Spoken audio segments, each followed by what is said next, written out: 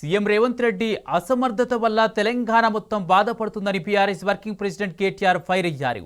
రేవంత్ రెడ్డి చేతగానితనం, మితిమీరిన అహంభావం కారణంగా రాష్ట్ర అభివృద్ధి గాడి తప్పిందన్నారు. ఎల్&టీ తీసుకుంటామన్న ప్రభుత్వం నిర్ణయం వల్ల తెలంగాణపై 15,000 కోట్ల భారం పడిందని ఆరోపించారు. తన రియల్ ఎస్టేట్ అవసరాల కోసం ఉనికిలో లేని ఫోర్త్ సిటీ వైపు మెట్రోను మళ్లించాలనే ఉద్దేశంతో ఎయిర్పోర్ట్ మెట్రో లైన్ను రద్దు చేశారని మండిపడ్డారు కేటీఆర్.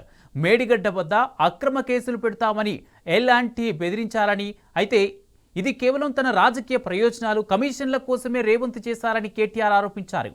ఎల్&టీ సీఎఫ్ఓను జైల్లో పెట్టాల్సిందిగా పోలీసులను కోరానని ఏకంగా నేషనల్ మీడియాలోనే చెప్పారని గుర్తు చేశారు. ఎల్&టీ ప్రతిష్టను దిగజార్చి సంస్థను నాశనం చేయడానికి ప్రయత్నించారని, దాన్ని ముందుగానే గుర్తించిన సంస్థ రాష్ట్రం నుంచి వెనక్కి వెళ్లిపోతున్నారన్నారు.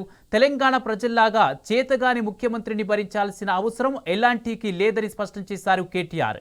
ప్రభుత్వ చేతగానితనం వల్ల రాష్ట్రం తీవ్ర ఆర్థిక సంక్షోభంలో కూరుకుపోయిందన్నారు. నిధులు లేక ఫీజు రింబర్స్మెంట్స్, ఆరోగ్యశ్రీ, కాంగ్రెస్ ఇచ్చిన 6 గ్యారంటీలు అటకెక్కాయని, కానీ కార్పొరేట్ కంపెనీ రుణాన్ని భరించేందుకు మాత్రం రేవంత్ రెడ్డి దగ్గర నిధులున్నాయని ఎద్దేవా చేశారు కేటీఆర్.